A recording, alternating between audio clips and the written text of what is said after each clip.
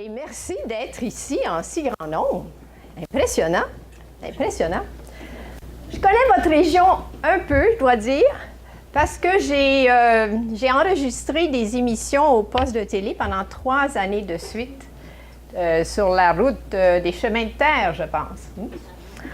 Est-ce que c'est bien ça? Oui. Alors, j'étais ici quelques jours semaine pour pouvoir enregistrer des émissions, toujours sur la bonne alimentation. Donc, ça me fait plaisir de parler d'un sujet qui est devenu ma passion, l'alimentation des personnes âgées. On dirait qu'on veut se servir soi-même. Hein? Quand j'ai écrit le livre sur la femme, eh bien, j'étais entourée de femmes. Je suis une femme avec des soucis, des problèmes, mais je communiquais les problèmes ou les défis des autres femmes. À la ménopause, on a toutes traversé ça ici, je pense. Donc, c'est un sujet que j'ai bien connu. Et maintenant, avec les années, je pense qu'il y a moyen de mieux vieillir. Et c'est pour ça que c'est devenu ma nouvelle passion, le lien entre ce que nous mangeons et comment nous pouvons mieux vieillir. Donc, je vais essayer la nouvelle bébelle. Alors, qu'est-ce que ça veut dire être vieux? C'est être jeune depuis plus longtemps que les autres, tout simplement. Alors, on n'a plus les vieilles qu'on avait.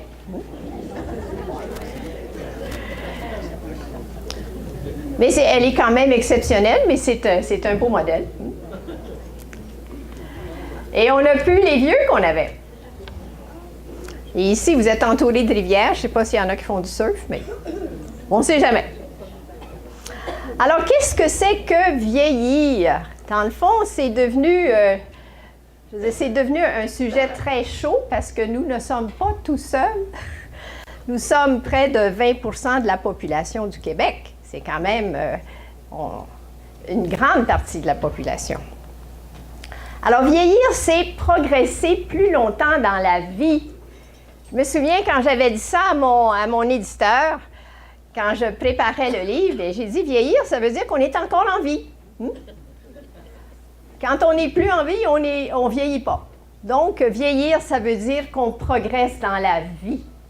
Et ça veut dire des fois qu'on écoute son corps qui nous parle un peu plus fort qu'avant. Mais il y a des bons côtés à vieillir. Vieillir, ça peut prendre le temps de vivre. Ça peut dire de cultiver des nouvelles amitiés. Ça peut développer des nouvelles compétences qu'on n'avait pas le temps de développer quand on était jeune et occupé, trop occupé. Ça veut dire partager des moments de sagesse, parce que quand on parle des sages, c'est nous. C'est nous. Et c'est découvrir une foule de choses. Je pense que quand on progresse dans les années, beaucoup plus de personnes voyagent à travers le monde, découvrent plein de belles choses. Donc, vieillir, ça peut avoir des avantages. Ça a plusieurs bénéfices. Nous sommes 1,5 million de 65 ans et plus au Québec. C'est important. Il y a 1800 centenaires et on prédit qu'il va en avoir 5000 en 2026. Puis je ne veux pas faire de peine aux hommes, mais 90% des centenaires sont des femmes. Puis je dirais que 80% des personnes ici sont des femmes. Donc, on s'intéresse à tous les... Moi, j'appelle ça des outils. Bien manger, c'est un outil pour mieux vieillir. Alors, bien vieillir, pour moi, est-ce que ça veut dire atteindre 100 ans ou plus? Ou ça veut dire d'être en forme plus longtemps? C'est sûr que moi, j'opte pour être en forme plus longtemps. Et il y a moyen. Et de plus en plus, je ne sais pas si vous avez une image dans la tête de vos grands-parents. Moi, j'ai une image de ma grand-mère que je visitais presque toutes les semaines, assise dans son fauteuil. Bien, c'était différent. C'est différent des grands-mères que nous sommes maintenant. Alors, bien vieillir, ça veut dire quand même des choses sur le plan physique. Ça veut dire une bonne force musculaire. Quand on perd notre force musculaire, bien, on perd une grande partie de ce que l'on est obligé de faire. Il y a au moins 20% de la population des 65 ans et plus au Québec qui ne peuvent plus faire le quotidien. Ils ont besoin d'aide pour faire tout ce qu'ils ont à faire sur le plan quotidien. Alors, on veut avoir de l'énergie, belle énergie, la mémoire. Et ça, c'est précieux. Puis on sait que dans nos âges, moi, l'inquiétude numéro 1, c'est perdre la mémoire. Les autres choses, on dit, bon, ben, on a des outils, mais perdre la mémoire, on perd beaucoup, beaucoup de qualité de vie. Belle résistance à l'infection. Faible prise de médicaments, parce que les médicaments, ça nous aide, mais on ne veut pas en prendre trop, parce qu'il n'y a pas un médicament sans effet secondaire. Absence de dépression, bien ça aussi, c'est bien vieillir.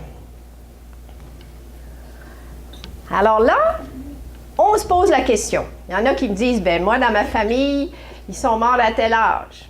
Est-ce que c'est une question d'hérédité ou est-ce que c'est une question d'habitude de vie? Ah, bien, vous avez déjà ma réponse. Mais c'est pas juste dans notre tête que, je veux dire, on peut souhaiter ça, mais les recherches nous le disent de façon très, très claire. Alors, nos habitudes de vie deviennent plus importantes que notre hérédité, que notre héritage génétique. Et on va parler de... Alors, avant, on parlait de, bon, quel âge on avait. Moi, des fois, quand je dis mon âge, je me dis non. On dirait que ça se peut pas. on oublie nos âges. Bien, les cheveux blancs, bien, on sait que seul le coiffeur le sait. Les rides, bien ça, bon, on s'en passe ou on en a, mais ça fait partie de... Mais ce n'est pas un critère de vieillissement dans le sens global du terme. Alors, ce que l'on connaît, ce que l'on sait maintenant, puis qu'on ne savait pas il y a 10 ans même, c'est qu'on a le pouvoir sur l'activité de nos gènes. Nos gènes. Et puis, on voit que notre mode de vie agit sur l'entretien de nos cellules. Puis, on parle ce grand mot-là, mais vous l'avez peut-être entendu parce que maintenant, il y a quelques livres sur le sujet, l'épigénétique. Donc, comment on peut agir sur le génétique. Et c'est une femme qui a gagné un prix Nobel, c'est quand même sérieux, là. Madame Elizabeth Blackburn, il y a quelques années à peine, il y a peut-être 10 ans, qui a démontré que nos gènes, ils ont un genre de petit capuchon qu'on appelle les télomères. Et ces télomères-là, ils raccourcissent avec la vie, avec nos années, mais ils raccourcissent aussi beaucoup avec nos habitudes de vie. Et il y a elle-même et des chercheurs, donc Dr. Ornish, que vous connaissez peut-être, qui a été le premier qui a montré qu'on pouvait montrer que les maladies cardiovasculaires étaient réversibles si on avait des bonnes habitudes de vie. Alors lui, ce qu'il a fait, il suit des groupes de patients qui sont vulnérables et on peut mesurer la longueur de nos télomères. Mais ne demandez pas ça à votre labo encore, ils ne le font pas encore. Mais ils le feront et ça viendra. Et dans ses études, il a montré que ceux qui mangent mieux, font de l'exercice, méditent ou savent se détendre et sont entourés d'amour ou d'affection, eh bien, la longueur des télomères peut allonger plutôt que raccourcir avec les années. C'est quand même important. Ce n'est plus de la science-fiction, c'est de la vraie science. Donc, on va regarder quand même les changements qui nous arrivent. On ne peut pas nier qu'il y a des changements. Il y en a qui sont normaux, puis il y en a qui sont pathologiques. Alors, il y a 3 grands changements, puis vous allez les reconnaître parce que vous les connaissez, qui surviennent avec les années. Le premier grand changement, c'est la diminution de la masse osseuse. On a beaucoup parlé de l'ostéoporose. L'ostéoporose, c'est la maladie, mais la diminution de la masse osseuse, ce n'est pas une maladie, c'est normal. Ça devient une maladie quand il y en a trop de perdus. Donc, des fois, on pense que parce qu'on a perdu un peu de masse osseuse, c'est normal. Mais quand on fait de l'ostéoporose, là, ça devient la maladie. Deuxième grand changement, perte de la masse musculaire. Ça, on en a moins parlé, puis là, on en parle pas mal plus. Et quand ça devient, c'est normal de perdre un peu de masse musculaire. On en perd à partir de l'âge de 50-60 ans, on perd de la masse musculaire. Quand ça devient une maladie, on appelle ça la sarcopénie. Et là, on peut parler de personnes âgées qui sont fragiles, qui ne peuvent plus faire ce qu'ils ont à faire. Et l'autre grand changement qui ne prend pas de lunettes, c'est le changement du tour de taille. D'accord? Alors ça, ce n'est pas une maladie en tant que telle. Ça peut le devenir quand c'est trop important. Et là, ça s'associe, ça nous amène au diabète ou à l'obésité et diabète et tout ce que ça comporte. Mais même si vous avez le même poids que vous aviez à 30 ans, vous n'avez pas la même forme. Le tour de taille, c'est ça qui change. Par contre, la question du poids, c'est important pour les 65 ans et plus. Et habituellement, quand on regarde les statistiques au Québec, il y a eu du gain de poids avant 65 ans, mais autour de 65 ans et après, il y a une tendance à la stabilisation. Le gain de poids est moins prononcé après. Mais quand on perd du poids, on perd tout en même temps. On perd du muscle, et on perd de l'ossature. Et des fois, moi, quand je suis des personnes âgées, il peut y avoir des bonnes raisons de perdre du poids. Mais on ne va pas aller aussi loin qu'on irait avec une personne plus jeune, parce qu'on perd tout en même temps. On perd de la masse musculaire et on perd de l'os, si on perd beaucoup de poids. Et une perte de 5 kilos, ça veut dire à peu près 12 livres, ça. Qui survient dans à peu près 6 mois, puis qu'on n'explique pas. Une perte de 5 kilos, si on l'explique puis qu'on a fait des efforts, on se félicite. Mais si on ne comprend pas la perte, là, on s'inquiète. Et ça vaut une bonne visite chez notre médecin pour essayer de comprendre la perte de poids. Parce qu'une perte de poids qui est sans explication, c'est un problème. Et l'autre chose, vous savez, on parle beaucoup du poids santé, de l'IMC. Mais c'est bon jusqu'à 65 ans. On n'en a pas de IMC pour nous. Et j'ai rencontré plusieurs chercheurs en leur disant, essayez donc d'en déterminer un. On ne rentre plus dans le 18,5 à 25 dans notre IMC quand on est plus âgé. On peut se permettre d'être un peu plus élevé, mais on n'a pas établi de façon précise notre poids santé après.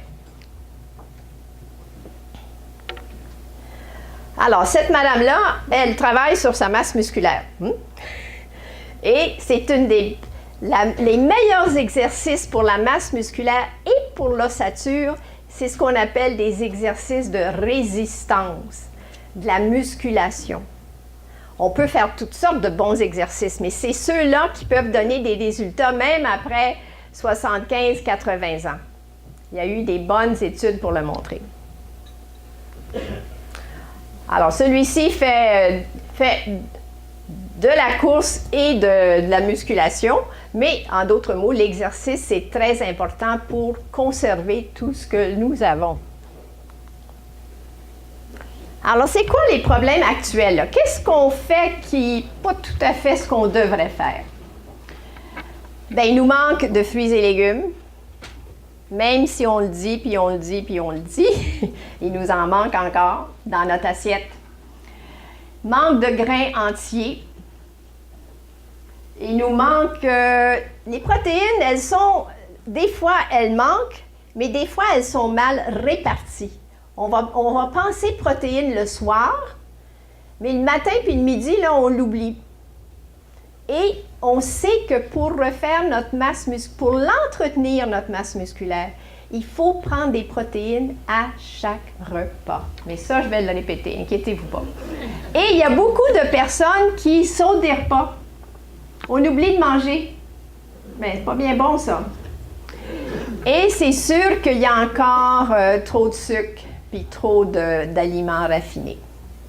Ça prend la place des autres choses. Parce qu'à un moment donné, c'est sûr qu'on n'a plus un appétit d'adolescent. En fait, c'est rare qu'on a un appétit aussi important âgé. Mais ça veut dire que pour avoir tout ce qu'il nous faut, bien, il n'y a plus de place pour les aliments sucrés, raffinés. Alors, qu'est-ce que ça donne, ça, quand on ne mange pas tout à fait ce qu'on devrait? L'énergie. L'énergie. Dans le fond, ça, c'est le petit fil conducteur qui fait que notre vie est intéressante ou moins intéressante. Si au bout de la journée, on n'a plus le goût de rien faire à partir de 5h30 du soir, bien, la vie est moins drôle. Augmentation de la fragilité au niveau de l'ossature et la baisse de masse musculaire. Ça, c'est les choses qui arrivent si on ne fait pas attention. Et baisse de la fonction cognitive. Ça a rapport à notre mémoire. Puis vous allez voir qu'il y a des aliments qui sont associés à une meilleure mémoire. Puis dans le fond, c'est dans notre assiette. On a des solutions dans notre assiette. Alors, notre pouvoir, c'est de revoir nos assiettes. Facile. Bien, peut-être que c'est pas si facile que ça, mais ça vaut la peine. Réajuster notre menu, puis miser sur les aliments qui nous rendent vraiment service. Moi, j'appelle ça vraiment utile. Alors, on va passer au travers de ce qu'on appelle nos aliments vraiment utiles. Alors, le premier groupe des aliments utiles, c'est les aliments qui nous donnent des fibres alimentaires. Des fibres alimentaires qui vont favoriser une meilleure glycémie, ça veut dire que le taux de sucre dans le sang va être plus stable quand il y a plus de fibres. Ça va prévenir les problèmes de constipation. Ça va nous satisfaire plus vite que si on ne prend pas de fibres. Ça peut même abaisser le cholestérol. Mais ça, c'est des choses que vous savez déjà. Là, je vais vous dire des choses que vous ne savez peut-être pas. Ça protège la muqueuse de l'intestin. Vous savez, l'intestin, là, on dit que c'est notre deuxième cerveau, puis c'est l'endroit où beaucoup de choses se passent. Vous savez, à un moment donné, c'est un organe qu'on prend pour acquis, mais il faut le cultiver. La fibre, elle augmente aussi l'absorption des minéraux. Elle inhibe, c'est-à-dire qu'elle empêche la croissance des bactéries nuisibles, pathogènes. Elle permet la production de substances anti-inflammatoires. Puis des fois, on parle de la vieillesse comme étant l'époque de l'inflammation silencieuse. Vous savez, les tissus se réparent. On est en période d'intense entretien et réparation de nos tissus.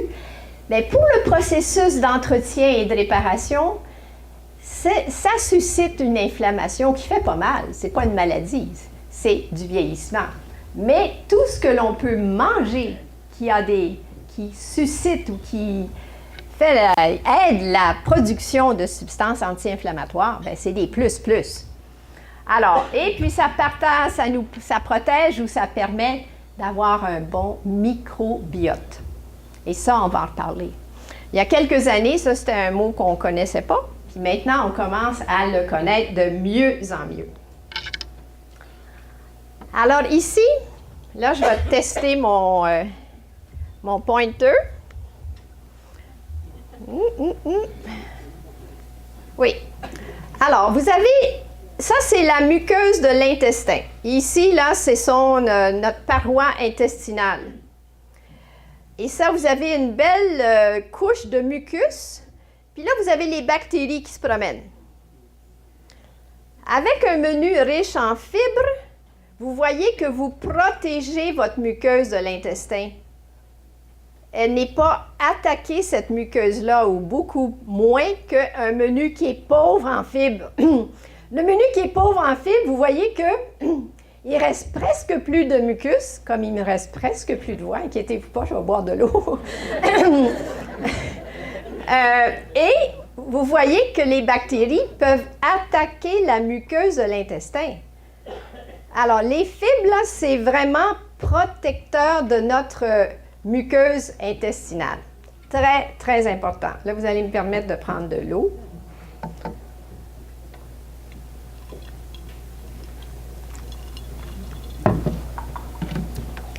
Alors, on continue. Alors, les aliments riches en fibres, là, on les retrouve chez Métro, hein? On les retrouve, c'est facile. Alors, vous voyez, il y a du maïs, des légumineuses, des noix, des fruits, du pain, du gruau, du riz brun, des brocolis, de la salade. Je veux dire, c'est toutes des choses qui sont là. On a juste besoin de les acheter, de les cuisiner puis de les manger. Et ça fait toute une différence. Alors, la consigne qu'on entend, puis vous allez dire, je l'ai entendu, je vous comprends, vous l'avez entendu, mais il y en a 50% qui n'arrivent pas à l'atteindre. Le 5 portions de fruits et légumes par jour. Alors, il manque un 50% ici, là, mais il est là. 50%, puis ça, c'est Statistique Canada, Statistique Québec qui a fait cette constatation-là. Donc, on a un petit peu de travail à faire. Et si on veut savoir, bien, comment on peut arriver à avoir suffisamment de fibres? Là, j'ai regardé un repas. Alors, un repas, ça pourrait être une grosse salade,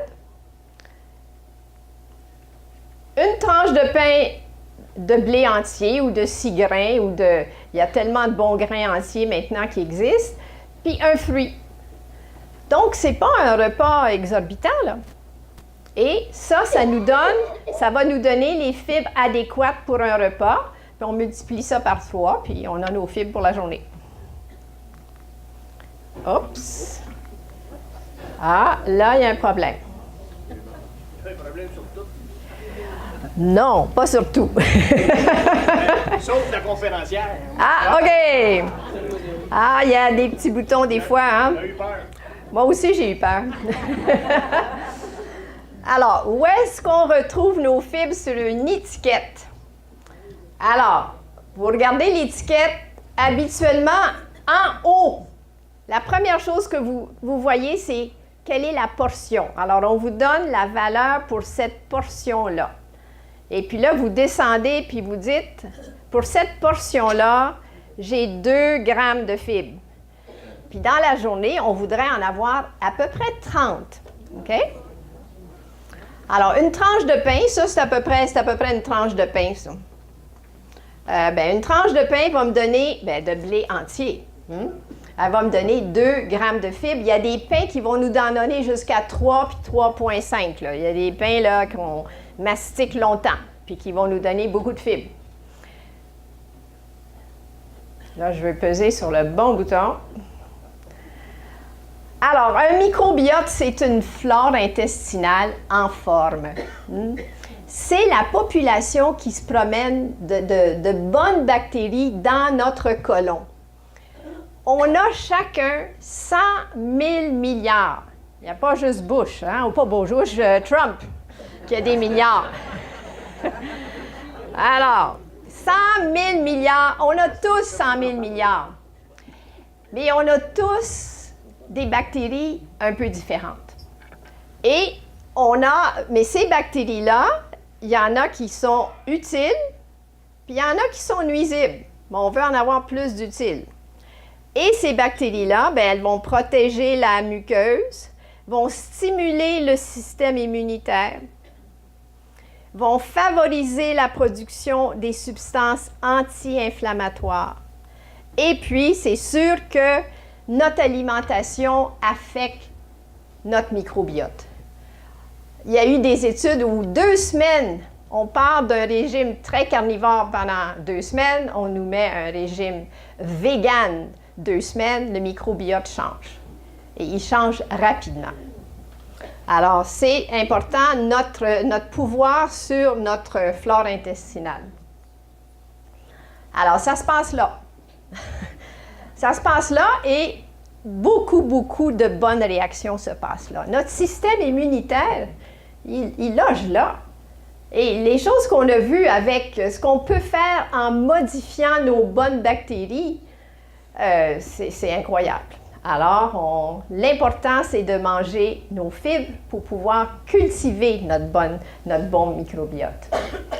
Alors, les aliments qui sont les amis du microbiote, c'est sur les fibres. Alors, dans les fibres, vous avez des fruits et légumes, pas les jus, là. On oublie les jus. Les jus, ça ne donne pas de fibres et ça fait monter le sucre très rapidement. Tout ce qui est grains entiers, tout ce qui est fermenté, le yogourt, le kéfir. Là, vous avez un nouveau yogourt Skyr qui a 3 bactéries au lieu de 2 ou 1, donc, et qui a plus de protéines. Vous avez la tisane, le kombucha, qui est un thé fermenté. Vous avez le tempeh, qui est du soya fermenté. Donc, tout ce qui est fermenté favorise un bon microbiote. Et, à l'occasion, on peut prendre des suppléments de probiotiques. Alors, des probiotiques, c'est des bonnes bactéries. Et elles vont être des visiteuses. Puis elles vont fonctionner le temps qu'on les accueille. Donc, elles ne feront jamais partie de notre microbiote si on cesse de les prendre, d'accord? Alors, les probiotiques, ce sont des bactéries visiteuses qui peuvent être utiles au besoin. Alors ici, je vous montre un peu des aliments fermentés parce qu'on les connaît moins, ceux-là.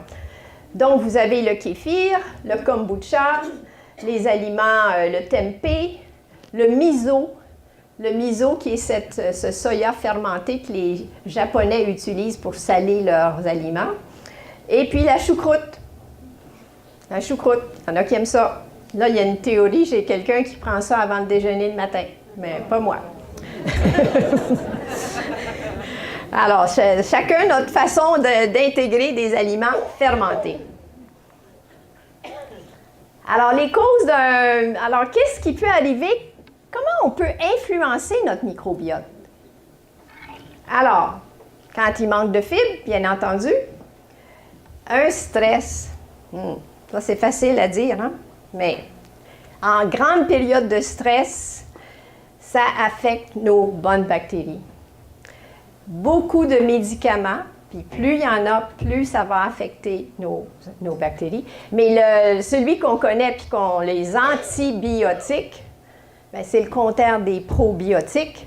Donc, les antibiotiques vont faire le ménage des bonnes bactéries, mais pas pour toujours. On dit que ça prend quelques mois à se remettre à retrouver une bonne flore ou un bon microbiote après avoir pris obligatoirement des antibiotiques. Et bien, le vieillissement. Mais ça, je vais vous encourager parce que il y a une jeune chercheuse très jeune d'Italie qui, elle, a regardé 3 populations. Population d'adultes, de jeunes vieux, ça c'est nous, et de centenaires. et parce qu'il y avait pas mal de centenaires en Italie, au nord de l'Italie. Et ils ont fait des études sur le microbiote, la flore intestinale. Et finalement, la flore est pas mal stable jusqu'à l'âge des centenaires. Là. Alors, je ne sais pas s'il y en a des centenaires ici. Non, je ne vois pas de main. Alors, on peut tous entretenir notre microbiote pendant de longues années, mais dans le fond, ce que l'étude ne disait pas, est-ce que ces personnes âgées-là étaient en résidence? On sait qu'en résidence, l'alimentation n'est pas la même, le microbiote n'est pas le même. Et ça, il y a eu des études en Écosse, en Irlande, pour montrer que des gens qui vivent à la maison mangent plus varié, mangent plus frais et ont un meilleur microbiote. Alors, une baisse de bactéries, mais ça peut vouloir dire qu'on a un côlon irritable. Ça peut vouloir dire qu'on a une moins bonne résistance à l'insuline ou une plus grande résistance, en d'autres mots, qui ça nous amène vers le diabète et d'autres maladies. Donc, le message, c'est « Et les aliments qui vont nuire, eh bien, nos aliments raffinés, blanc, blanc, blanc et encore blanc. Les aliments sucrés, mais ça, c'est le sucre ajouté. Des fois, la question m'est souvent posée, est-ce que des fruits, je dois éliminer ça? Non, ce n'est pas du sucre ajouté, là.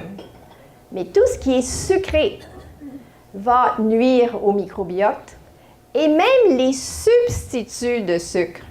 Ceux-là, là, on les a tolérés beaucoup trop longtemps, là, pour avoir le goût du sucre, mais pas les calories. Mais ça, c'est bon au niveau de la bouche, mais au niveau de l'intestin, ça bousille le microbiote, les substituts de sucre. Alors, nos aliments raffinés, je pense que je n'avais pas besoin d'images, mais juste pour vous montrer que ça peut être très blanc. Les aliments sucrés. Mais vous savez que moins on en mange, moins on a le goût. Puis ce qui arrive, c'est... Ce qui est nuisible, c'est quand on en a besoin. Quand quelqu'un me dit là, en clinique, là, « Ah, ben moi, là, si je n'ai pas mon dessert, là, ça me prend du sucré après le repas. » Bien, ça c'est une dépendance. Mais si vous avez, à un moment donné, vous tombez sur un bon gâteau au chocolat, puis que vous allez avoir du plaisir, bon, bien ça, c'est pas une dépendance. Alors, mais ça ne revient pas tous les jours. Alors, les produits diète, ça a été une fausse route, puis dans le fond, on a juste allé aux États-Unis. Si vous y allez, vous allez voir que ça ne marche pas. C'est le royaume des aliments diète, c'est le royaume de l'obésité. Alors, ça ne fonctionne pas. Alors, quels seraient les aliments, l'autre groupe des aliments vraiment utiles? Ce sont nos protéines. Alors, les protéines, qu'est-ce qu'elles font, elles? Des choses différentes des fibres. Alors, elles vont protéger la masse et la force. La force, c'est dans le fond, c'est ça qu'on veut maintenir. La masse, elle est là, mais c'est elle qui soutient la force musculaire. Donc, les protéines vont nous aider. Ça va maintenir un bon niveau d'énergie. Des repas sans protéines, là, on a faim vite ou on a des baisses. Ou des fois, on ne dit pas une baisse, on dit « j'ai une rage ». Une rage, là, ça veut dire qu'il nous manque quelque chose au repas qui a précédé. Et ça procure une sensation de satiété.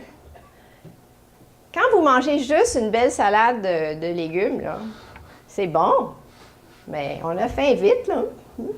Alors, ça ne donne pas de la satiété. Si vous ajoutez du thon, vous ajoutez du poulet, vous ajoutez des pois chiches, bien là, vous allez avoir plus de satiété. Et ça, c'est une des surprises qu'on a. On a besoin de plus de protéines avec les années, plus à 65 ans qu'à 40 ans, parce qu'on répare notre masse musculaire. On la répare, on l'entretient. Quand on était jeune, on en a pris pour la croissance. Maintenant, on la prend pour la réparation. Et comme on est en 100% réparation, mais on a besoin de plus de protéines. Alors ça aussi, on trouve ça chez Métro, des aliments riches en protéines. Donc, si on regarde, ça vous les connaissez maintenant, les edamame, qui sont les fèves soya vertes, là, qui sont tellement bonnes. Ça, c'est notre fromage cottage, des légumineuses, du lait, des noix, de la viande, du fromage frais, beurre d'arachide, yogourt, poisson, des œufs, du poulet. Donc, ce sont tous des bonnes sources de protéines, mais on sait par ailleurs que pour maintenir notre masse musculaire, les protéines d'origine animale, donc la viande, les œufs, les produits laitiers, la volaille, le poisson, ont un meilleur effet encore que les protéines d'origine végétale. C'est pour ça que j'ai eu une petite inquiétude quand j'ai vu le nouveau guide alimentaire qui met l'accent beaucoup sur les protéines d'origine végétale.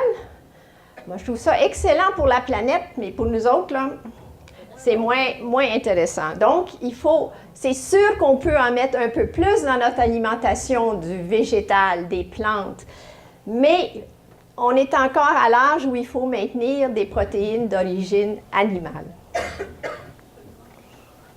Et l'autre point important, c'est que, puis j'en ai parlé tout à l'heure, il faut les répartir. On ne peut pas avoir juste un repas riche en protéines, matin, midi et soir.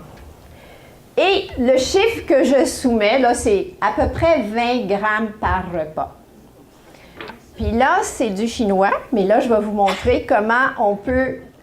Puis là, il y a un graphique, mais...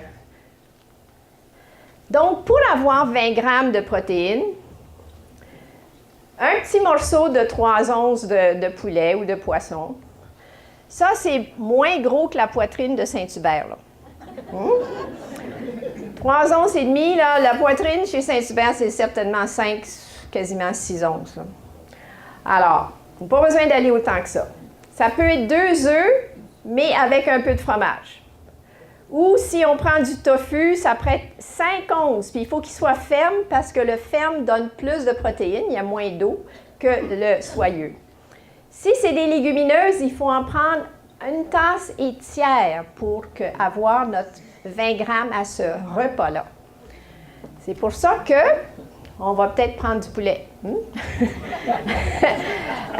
Ça pourrait prendre... Pardon? Parce qu'il y a plus de calories d'habitude. Et si on voulait avoir nos protéines avec du beurre d'arachide, pour avoir 20 grammes, ça prendrait 5 cuillerées à soupe. Mais, bon, on continue.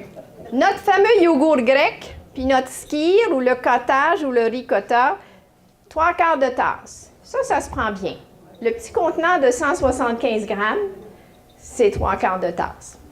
Et si vous prenez de la poudre de petit lait qu'on appelle le whey, bien, dans 4 cuillerées à soupe, vous allez avoir 20 grammes. Mais dans les vrais aliments, c'est pas mal plus intéressant d'aller vers des vrais aliments. Mais ça, c'est pour le repas. Mettons, vous dites, oh là, je ne pourrais jamais manger une tasse et tiers de légumineuses. Mais si vous en prenez, mettons, 3/4 de tasse, puis vous prenez un petit yogourt pour dessert, bien là, vous l'avez, votre 20 grammes. Ça n'a pas besoin d'être dans un aliment, mais c'est dans le repas. Et l'étiquette. Alors, l'étiquette, vous voyez au début, pour cette quantité-là de l'aliment, je vais avoir 22 grammes de protéines. Alors ça serait un trait, ça, je pense que ça doit être du skyr. Parce que c'est rare que pour ça, on a autant de protéines. Mais c'est comme ça que vous allez le déterminer. Puis maintenant, les étiquettes, c'est obligatoire. Alors, la chose qu'il faut regarder, c'est les choses importantes. Moi, les calories, je ne les regarde jamais. Parce que c'est pas ça qui nous donne les choses qu'on a besoin. C'est les fibres, les protéines. Puis des fois, il y a des oméga 3, on nous donne du bon gras, mais c'est ça qui nous faut. Donc là, on est chez le médecin. Et cette madame en peine qui dit, « Vous dites, docteur, que la diète méditerranéenne est excellente pour la santé. » Je suis d'accord avec elle.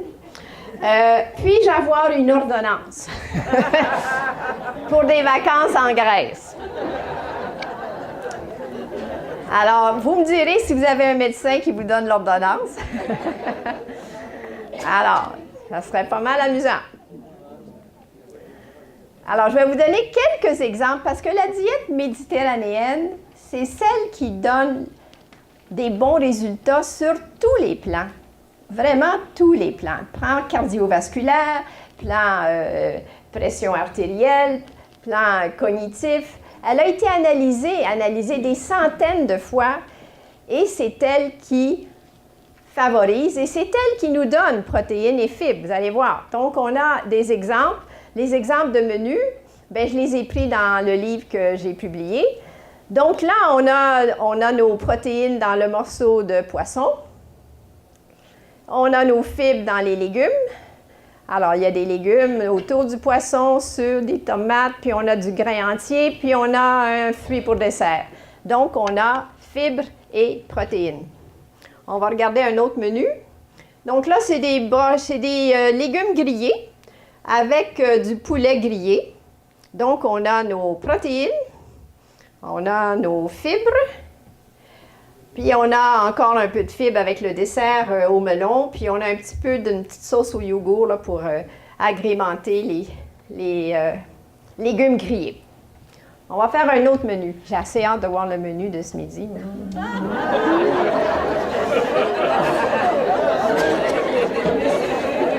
Mais là, je ne parlerai plus après le menu. Alors, là, c'est un menu,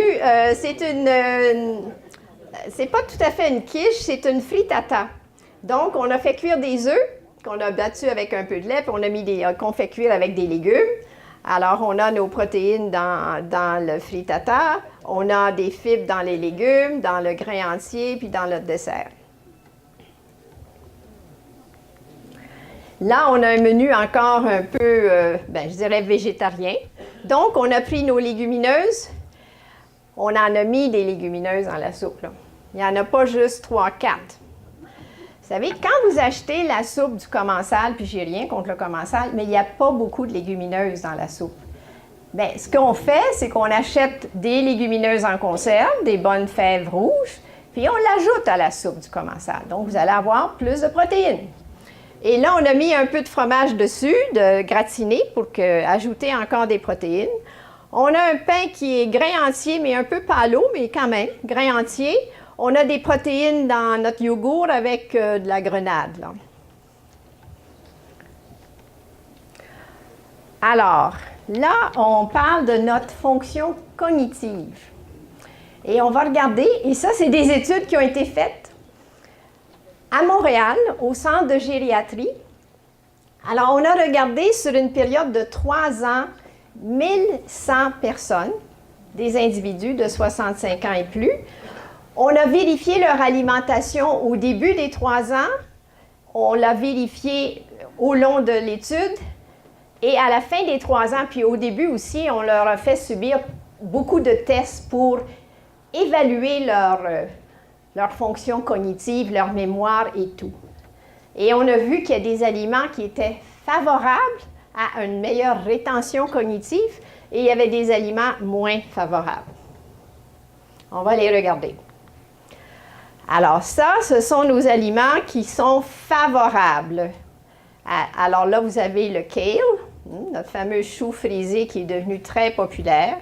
On a de la verdure, on a des grains entiers, on a des protéines ici, poisson, huile d'olive, chou-fleur, bleuet, noix, du saumon et puis des fromages. Alors, si vous regardez ça, vous dites, dans le fond, c'est notre diète méditerranéenne. Mais ils ont vu que ceux qui mangeaient régulièrement ce type d'aliments, bien, leur progression mentale avait été meilleure que ceux qui mangeaient ça. Alors là, on a vu que, bon, il y avait de la viande rouge, peut-être qu'il y en avait trop, des fritures, beaucoup de pommes de terre, des desserts, des fritures encore, puis des aliments raffinés.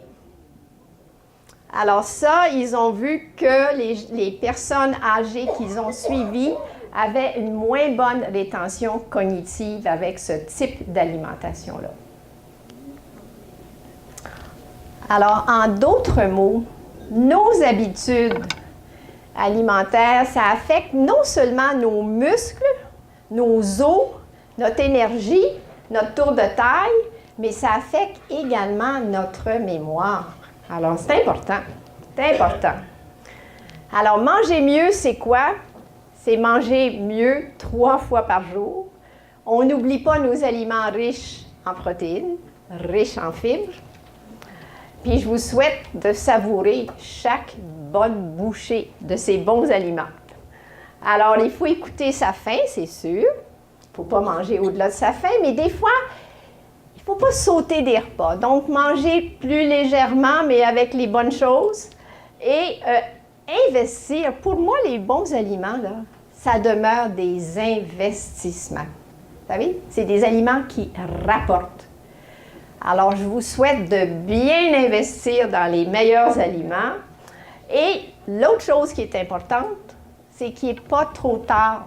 Il n'est jamais trop tard pour faire des changements. Alors, pour encourager les fibres, l'important, c'est de dire « je peux et j'ai encore du pouvoir ». Et les études qui ont été faites pour montrer qu'on pouvait changer la longueur des télomères, dans 6 mois, on avait réussi à changer avec les bonnes habitudes. Alors, je vous souhaite de continuer de vivre en santé et d'investir dans les meilleurs aliments.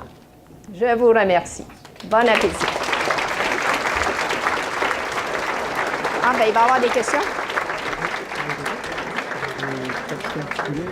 Elles sont placées dans l'ordre où elles ont été écrites. Ah, OK.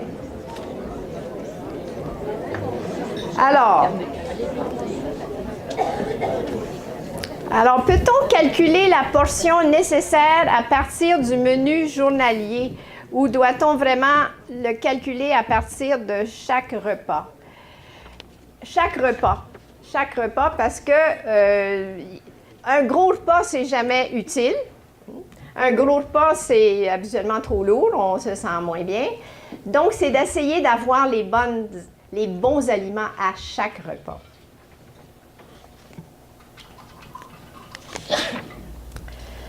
Le meilleur choix pour les suppléments de probiotiques, ça c'est difficile de vous dire. Moi, ce que je préfère, c'est les multisouches. Donc, ça veut dire que votre supplément va contenir plus qu'une sorte de bactérie. Ça, c'est marqué sur l'étiquette. Et je choisis des probiotiques qui se gardent au frigo. Les bactéries sont plus vivantes dans le froid. Pas comme nous, là, mais... Donc, probiotiques qui sont réfrigérés. Alors, c'est meilleur. Et vous en trouvez à la pharmacie, mais derrière le comptoir du pharmacien habituellement. Qu'est-ce que je pense des produits laitiers? Bien, ils sont dans nos aliments riches en protéines. Moi, je considère qu'ils font partie d'un bon menu. Il y a une campagne anti-lait depuis des années. J'y adhère pas parce que je considère que les produits laitiers sont des bonnes sources de protéines, de vitamines, de calcium. Et c'est très, très difficile d'avoir le calcium nécessaire si on n'a pas de produits laitiers. Donc, je suis favorable à je dirais quand on parle de portions par jour, je dirais peut-être deux portions par jour. Un yogourt, du lait ou un fromage. Ça n'a pas besoin d'être 4 verres de lait, là. On a passé... Bien, la vitamine D, elle est dans le produit laitier, mais elle n'est pas en grande quantité. Elle est juste dans le lait qui est enrichi. Donc, un verre de lait va donner 100 unités de vitamine D et ça nous en prend à peu près 800 à 1000. Alors, le supplément, ça, je ne l'ai pas indiqué, mais un supplément de vitamine D, là, ce n'est pas un luxe. C'est nécessaire. Alors, le vitamine D peut se retrouver des fois dans une multivitamine ou elle peut se retrouver toute seule sous forme de gouttes ou de capsules. Alors, et puis des fois, il y a des yogourts enrichis de vitamine D, mais il y en a peut-être 20 unités. Alors, il faut penser à notre 800 ou 1000. Alors, on est loin de notre objectif. Que pensez-vous du jeûne 18 heures ou plus? Pas sûr que je me... Pas sûr que c'est un bon investissement, là. Et surtout quand on est âgé. Le jeûne, dans le moment, le jeûne intermittent, c'est une mode. Il y a toujours des modes. C'est incroyable, hein? Et là, on l'utilise plus pour la perte de poids. Mais quand on est plus âgé, on a besoin de notre carburant de façon mieux répartie. Et j'encourage pas le jeûne, surtout de 18 heures, là. Non, non. Vous avez des belles écritures, je les comprends. Vous savez, des fois... Il ne doit pas avoir beaucoup de médecins ici. Je voulais le dire, mais je ne l'ai pas dit. Cuisiner avec de la purée de date. Non. La purée de date, là, il y a un index glycémique très élevé. Puis moi, je l'ai vu, le livre, à côté de mes livres, au Salon du livre, là, de la purée de date. Puis je me disais, je ne peux pas parler, hein, l'auteur était juste à côté de moi. Mais je ne suis pas d'accord du tout. Parce que l'index glycémique, là, c'est la vitesse avec laquelle le sucre dans le sang monte. Et si ça monte très rapidement, ça veut dire qu'on a besoin très rapidement d'insuline. Et on ne veut pas ça. On ne veut pas réveiller notre système insulinique trop rapidement. Donc, la purée de date, c'est sûr que c'est sucré, puis c'est naturel, puis ça a des qualités, mais je ne l'utiliserai pas dans toutes mes recettes, non. Mais une excellente question quand même. Que veut dire edamame comme protéine? Bien, edamame, c'est du soya. Alors, une tasse d'edamame, ça va me donner à peu près 15 grammes de protéines. C'est du soya. Donc, le soya, c'est la légumineuse qui donne le plus de protéines.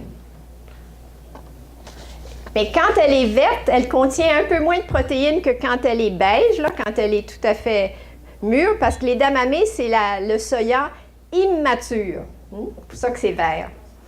Alors, ça contient un peu moins de protéines que le soya qui serait comme la fève, la fève verte, là, sèche, là, c'est-à-dire fève beige. Bon. Ici, de la NASA. La mise sous tension de la musculature entraîne la production de tissus osseux, les articulations. Vieillir, ça veut dire souvent ralentir, mais surtout pas arrêter. Je suis bien d'accord. Alors, c'est sûr que ce que je saisis de la question, c'est que les muscles et les os, ça travaille en synergie. Alors, quand on fait de l'exercice, on travaille à la fois pour les os et les muscles. Quand on mange des protéines, on travaille à la fois pour les os et les muscles.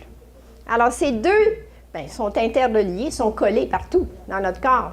Donc, la force de l'un aide la force de l'autre. Donc, c'est pour ça que l'exercice et les bons aliments vont aider à la fois les muscles et les os. Ah! ça va bien aller avec le repas, je pense, peut-être. Que pensez-vous de la croyance que la consommation modérée d'alcool peut diminuer les risques de maladies cardiovasculaires? Bien, l'alcool, j'aimerais mieux le vin, parce que les études qui ont été faites sur la diète méditerranéenne, il y a toujours le petit verre de vin qui apparaît. Alors, ce n'est pas une obligation, mais on a vu que le vin, ça détend, et ça aide il y a des il y a des polyphénols, donc des antioxydants, mais on ne boit pas ça pour les antioxydants, n'est-ce pas? Non. Mais une quantité modérée de vin peut être très compatible avec la santé. Alors, ça répond à la question. Mais l'alcool, pardon? Rouge ou blanc. Les deux. Les deux. Quoi penser de rôti, pain brun, beurre d'arachide, banane le matin? Bien, c'est un bon départ. Le pain brun, on a des fibres. Beurre d'arachide, on a des protéines. Ça serait peut-être bien d'avoir soit un petit café au lait. Donc, on allait chercher un petit peu de lait pour augmenter nos protéines, ou un petit yogourt. Alors, c'est un bon début, un bon départ. Ici, non, je ne la connais pas celle-là. Vous parlez des fruits après le repas. N'est-il pas préférable de les consommer au début du repas? Ça, là, il y a quelqu'un qui a entendu Montignac. Oui. Oui. Alors, je ne suis pas d'accord. Le fruit au repas, après le repas, se digère très bien. Si on comprenait là, comment le tube digestif fonctionne, là, le fruit, il va être digéré rapidement, même si on le mange après le repas. Donc, M. Montignac n'avait pas raison sur ça. Ben oui, puis il est décédé depuis, mais c'est pas ça. C'est pas pourquoi. Ça, je les connais pas, là. Non, c'était des choses... Non, je regrette. Je pense, j'ai presque fini. Doit-on prendre en surplus de Bioca pendant la prise d'antibiotiques ou seulement après la fin de la prise? Les opinions sont variées, mais habituellement, on le recommande pendant la prise d'antibiotiques et on continue après.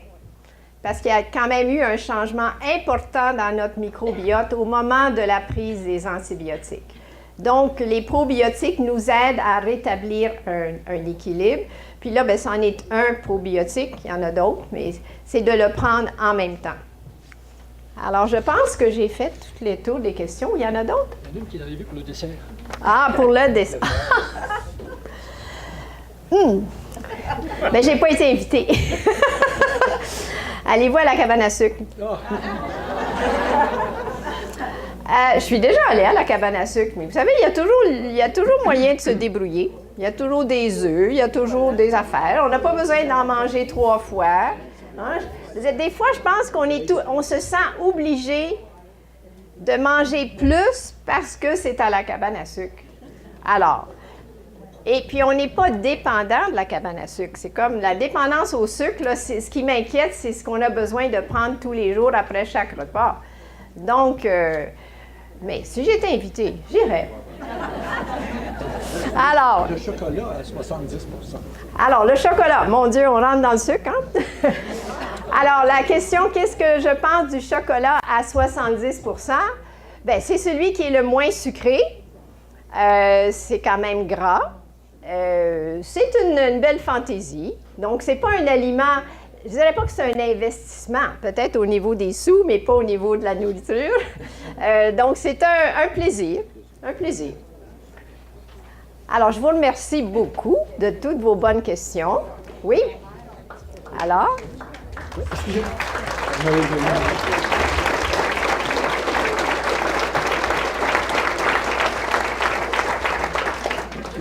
Et étant donné qu'il est relativement tôt, le dîner sera servi à midi, si jamais exceptionnellement il y en avait pour qui certaines questions seraient venues à l'esprit après qu'on ait distribué les feuilles et qu'il y aura encore quelques questions posées, on peut peut-être... Oui, parfait. Oui, merci. Oui, il y a encore des petites feuilles, là. Oui.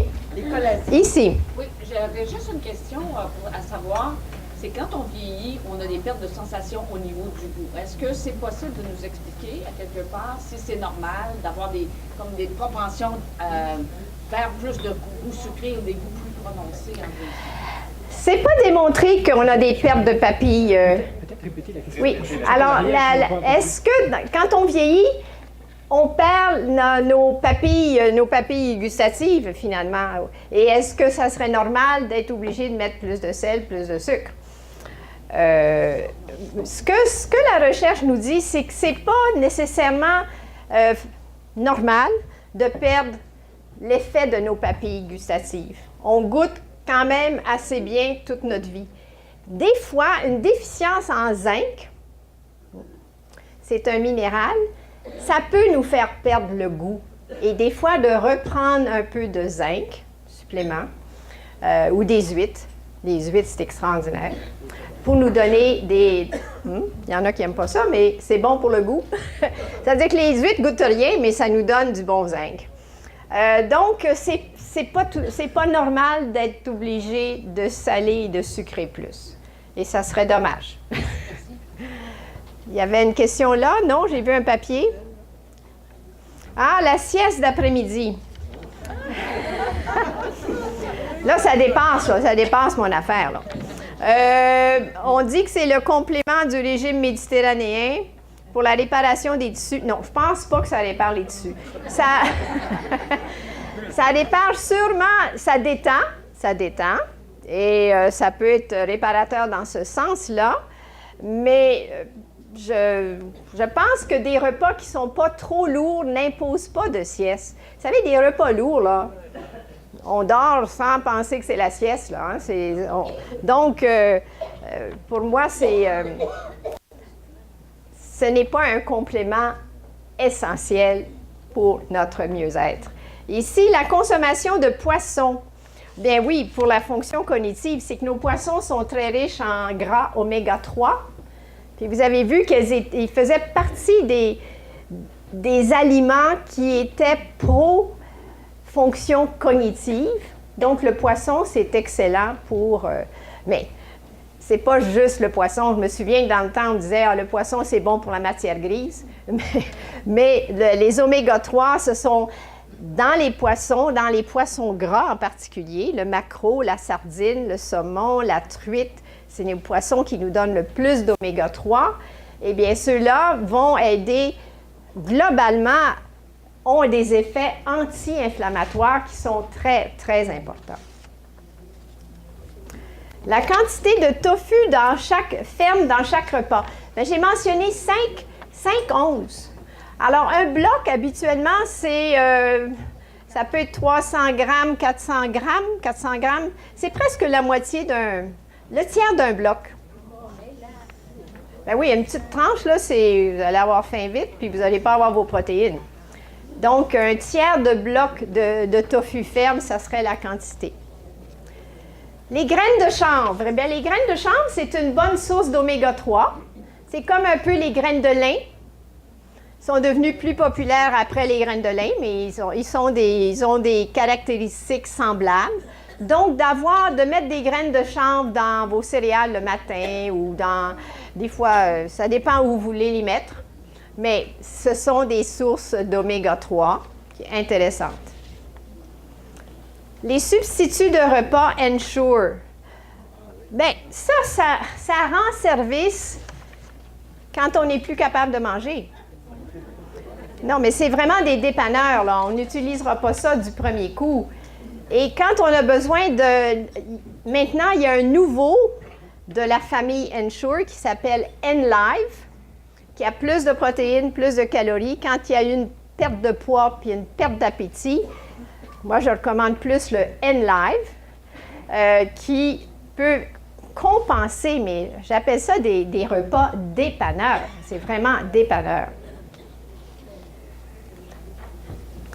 Que pensez-vous d'enlever le sel? Alors, le sel, bien, c'est sûr qu'on veut l'utiliser le moins possible, mais si je faisais une enquête ici, là, un sondage, vous me diriez, j'utilise pas la salière. Presque personne n'utilise la salière. Mais, on achète des aliments salés, du jambon, du fromage, la sauce soya, etc., etc., etc. Il y a du sel dans nos aliments transformés. Donc, on le retrouve sans le vouloir. Dans nos recettes, bien, il y a moyen d'améliorer puis de remplacer le sel par des fois du jus de citron, des fines herbes. Moi, des bouillons qui sont un peu fades, je vais les terminer avec, ou un potage avec, presser un peu de citron. Ça donne du goût. Des fines herbes. Maintenant, on a des fines herbes à l'année. Donc ça peut remplacer le sel. Donc, ce qu'on veut, c'est que le sel total, parce que la salière, vous l'avez enlevée. Toutes les recherches montrent qu'il n'y a presque jamais de salière à la table, mais il y a du sel dans les aliments que vous achetez.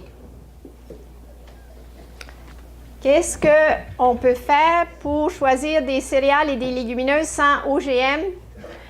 Bien, il faut acheter du bio. La seule façon de ne pas avoir d'organismes génétiquement modifiés, ça serait d'acheter du bio parce que il n'y a pas d'autre sortie.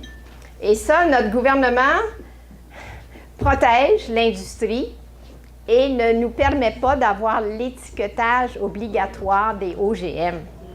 Et moi, ça va influencer mon vote la prochaine fois, je vous le dis. Vraiment, je trouve que ça... On devrait connaître et avoir le choix et savoir s'il y a des OGM dans nos aliments. C'est écrit sans OGM. C'est pas bio, mais c'est écrit sans OGM. Bon, ben c'est un effort. Non, mais ça se peut, mais en règle générale, la façon de s'assurer qu'il n'y en a pas, c'est d'acheter du bio. Et puis, vous me direz que tous les aliments ne sont pas bio, je suis d'accord, mais au moins, c'est notre outil actuel, mais il faut encore lutter pour que ça devienne un étiquetage obligatoire. Bon. Alors, le sans gluten. Ça aussi, c'est une mode. Alors, il y a des personnes ici, il y a peut-être quelques personnes qui sont cœliaques. Ça veut dire qu'ils sont intolérantes au gluten et qu'ils ne peuvent pas en prendre une trace pendant leur vie s'ils veulent maintenir leur intestin en santé et leur santé globale là. Il y a des gens maintenant qui sont sensibles au gluten sans être intolérants. Mais on parle d'un gros 3 % de la population. Le reste de la population, 97 % des gens peuvent manger du gluten et ce n'est pas un aliment inflammatoire, le blé et le gluten. Ce n'est pas un anti-inflammatoire non plus, on les a vus, les anti-inflammatoires, mais c'est quand même un aliment qui peut faire partie d'une alimentation quand on n'a pas d'intolérance. Donc, je trouve que c'est se compliquer beaucoup la vie que d'enlever le gluten dans notre alimentation.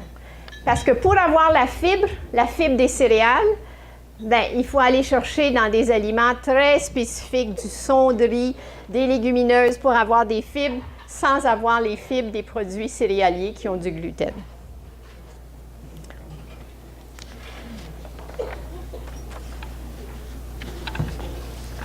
Vous m'en donnez des belles questions? C'est bien. Qu'est-ce que je pense des multivitamines pour compenser? Pour compenser, je ne dirais pas l'agriculture moderne, mais pour compenser le fait qu'on n'en mange pas assez de fruits et légumes, c'est pas une mauvaise idée, une multivitamine. C'est vraiment pas une mauvaise idée. On ne parle pas de mégadose, on parle de la multivitamine qui nous donne nos besoins quotidiens et qui peut compléter une alimentation qui n'est pas 100% adéquate. Mais il ne faudrait pas se fier sur ça. Je veux dire, des fois, on a des médecins qui disent bien, prenez des statines puis vous allez pouvoir manger ce que vous voulez. On entend ça. Bien, des multivitamines, on prend ça, mais ce n'est pas parce que vous allez manger que vous allez oublier les fruits et légumes. C'est que ça vous donne une addition, un complément à ce que vous faites déjà.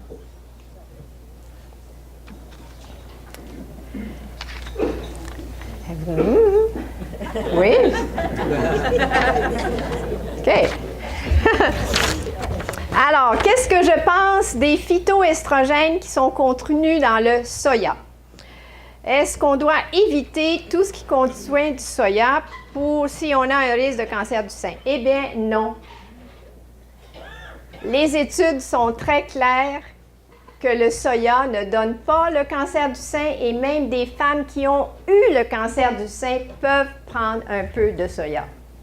Et ça a été confirmé par plusieurs études. J'ai participé à des colloques avec des gynécologues, avec des médecins. Ça nous prend toujours un médecin pour nous dire qu'ils sont d'accord avec nous. Bien, ils étaient d'accord. Donc, le soya ne fait pas de tort. Mais on ne prend pas, je veux dire, on parle d'une consommation modérée de soya. Et même après un cancer du sein. Et ça a été mesuré sur des milliers de femmes qui n'ont pas eu de cancer du sein. Et on voit que ça ne nuit pas du tout, ça ne provoque pas de récidive. C'est tout à fait un aliment qui demeure sains.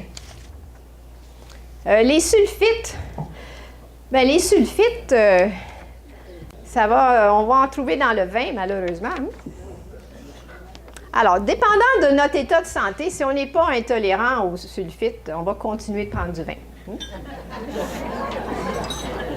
Et on va surveiller, mais c'est sûr que nos aliments, on regarde la liste d'étiquettes, puis quand il y a plus d'éléments que l'on ne comprend pas que d'aliments, en d'autres mots, plus d'additifs que d'aliments, bien, on ne l'achète pas. Et finalement, ce que le nouveau guide nous dit, avec lequel je suis d'accord, c'est qu'il nous ramène à la cuisine avec nos aliments de base. Il nous encourage à cuisiner avec les aliments de base.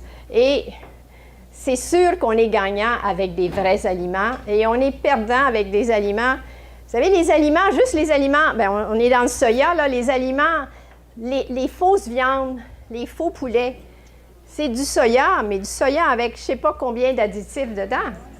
Alors, on est mieux de manger notre poulet ou notre poisson que de manger des aliments hyper transformés. Donc, ça serait un peu ça que j'ai à dire. Alors, je pense que vous allez avoir... on a hâte de voir le menu. Hein? Oui.